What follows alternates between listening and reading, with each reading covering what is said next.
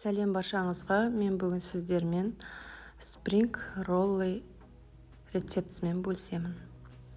Қабыл алыңыздар. YouTube каналыма тіркеліп, лайк басып, комментарий қалдыруды ұмытпаңыздар. Бастаймыз. Ең алдымен окорочкамызды осылай ұзынша етіп турап аламыз. Окорочкамыз турап алғаннан кейін табамызға майымызды құйып, қыздырып, үстіне окорочкамыз, туралған окорочкамыз салып, қуыра бастаймыз.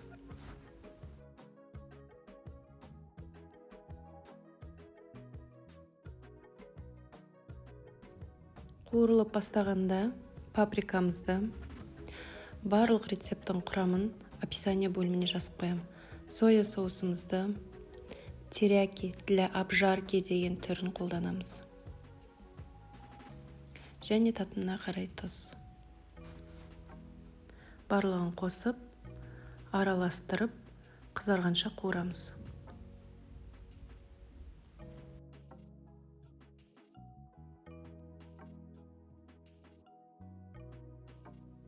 Тауық еттеріміз қуырылып дайын болғаннан кейін рисовый бумагамызды, осындай рисовый бумага болады, оны суға салып ертіп аламыз. Мен осындай түрін алдым.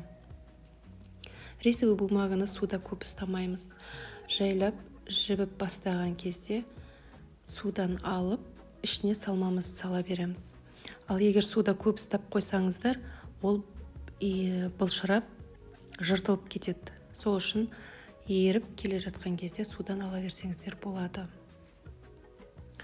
Осылай болып ериді, яғни жұмсарады.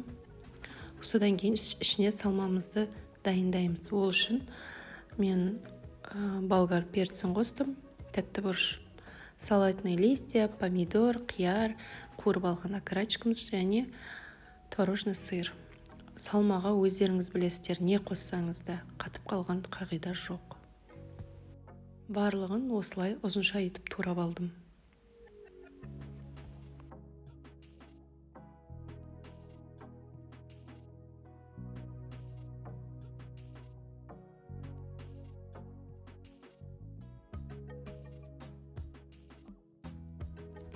Барлығын дайындап алғаннан кейін бумагамызды жайып, рисовый бумагамызды ішіне салатный листья бірінші салдым, қияр, помидор, сладкий перец, тауық етін және творожный сырымызды салып, жайлап ақырындап орап тастадым.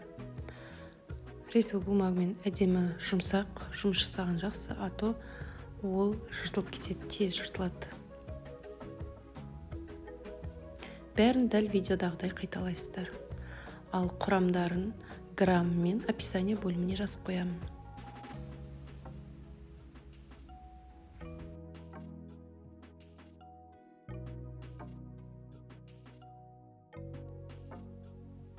Міне осымен спринг роллымыз дайын. Ас болсын.